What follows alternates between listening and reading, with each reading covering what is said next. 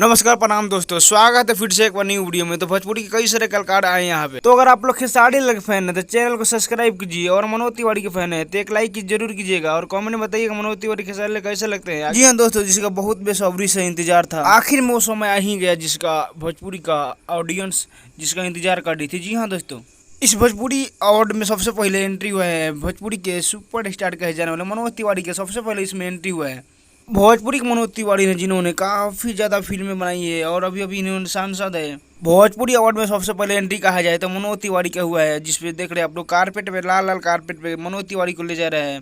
First entry Manoj Tiwari ji का। और वैसे भोजपुरी के मनोज तिवारी काफ़ी ज़्यादा भोजपुरी के शान है, और जिस समय खेसारी लाल पवन सिंह नहीं थे उस समय मनोज तिवारी अपने शान पे बहुत ज़्यादा इंडस्ट्री का, भोजपुरी इंडस्ट्री को आगे बढ़े हैं। लेकिन हिट मशीन खेसारी लाल यादव और उनके राइटर मनीष कश्यप के लुक देख रहे हैं, कैसा लग रहा है आप लोग को। और बता देना चाहता हूँ दोस्तों, भोजपुरी के सभी कलाकार आए हैं कोलकाता। जो भोजपुरी अवार्ड का शो है उसमें भोजपुरी कई सारे कलाकार है, जिसका नाम हम लोग बताने रहे अभी। मनोज तिवारी, खेसारी लाल यादव और निरहुआ, अमरपाली दुबे, बहुत सारे कलाकार है। लेकिन आप लोग ये कोलकाता में जो अवार्ड हो लगा आप लोग कैसा लग रहा है कॉमेंट में जरूर बताइए।